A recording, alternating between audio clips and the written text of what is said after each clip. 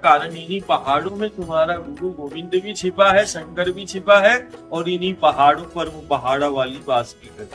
पहाड़ों का पूजन सगुण नहीं, गोवर्धन को पूज रहे, कामतगिरी को हम पूज रहे, है ना, हम मानधाता को पूजते, अमरकंटक को पूजते, इन पेड़ पहाड़ हमने पेड़ों को पूजन कर लिया, सगुण उपासना, पौधों का सगुण उपासना।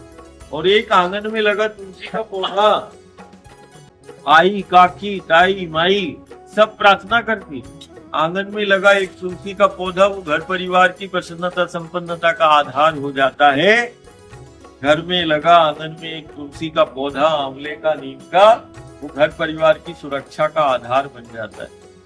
जैसे हम मठ और मंदिर में पाषाण की, पत्थर की मूर्ति में यदि हमने अपने परमात्मा को, ईश्वर को हमने पाया, हमने शक्ति को पाया, तो अब वही समय आया कि हमें इन पेड़ पहाड़ों में भी अपने परमात्मा ईश्वर को देखना होगा। यदि हमें पत्थर में मिला है, तो इन पेड़ों में भी वही छिपा है, भाव है। अब ऐसा नहीं कि हम वृक्षारोपण कर रहे, वृक्ष को अलग और हम अपने इष्ट को अलग, नहीं, वृक्ष और इष्ट अलग नहीं है, एक ही है। भगवान और परमात्मा वो अलग नहीं है, वो एक वही तो है जो गोवर्धन को अपना स्वरूप बताता है, वृक्ष को ही प्रत्यक्ष बताता है, वही तो है। तो हमें भी हम समझना कि रामपुर में और ये गोवर्धन जैसे है, अपन इन पहाड़ों को, पहाड़ियों को गोवर्धन कामतगिरी के जैसे मानो, बहुत सारी विघ्न बाधा और संकटों का समाधान हो जाएगा। तुम तो ये मेरा वचन ले लेना, कभी इन पहाड़ों को वैसा कामतगिरी और गोवर्धन के स्वरूप में पूज लेना, बड़े से बड़ा संकट भी तुम्हारे द्वार पर आएगा, तो संकट दूर हो जाएगा। कारण इन्हीं पहाड़ों में तुम्हारा गुरु गोविंद भी छिपा है, शंकर भी छिपा है, और इन्हीं पहाड़ों पर वो पहाड़ा वाली वास भी करती। माता रानी को शक्तियों का वास पर्वतों पर, पहाड़ों पर है, देवता का वास वृक्षों में है। तो हमें ये वृक्ष को और इष्ट को अलग नहीं समझ, वो एक ही है।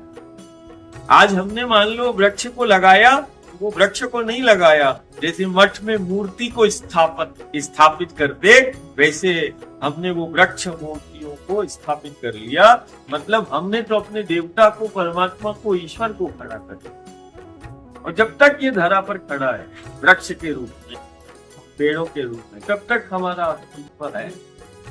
हमारा जीवन हो, प्राण शक्ति का संचार हो, चाहे जीवन शक्ति को धारण करने की सामर्थ्य हो, हमने भगवान उसी को बोला है जो प्राण शक्ति का संचार कर दे, वो मेरे लिए परमात्मा और ईश्वर है।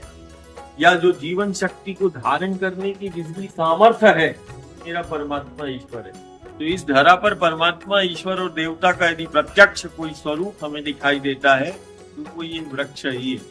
नहीं तो हमें माता के रूप में, जननी के रूप में, पिता के रूप में, गुरु के रूप में, हमें वो परमात्मा, ईश्वर और भगवान का वो एहसास हुआ। मातृ, पितृ और गुरु पक्ष या फिर परमात्मा, ईश्वर का स्वरूप, ये बिल्कुल जीवंत है, वृक्ष है, प्रत्यक्ष है।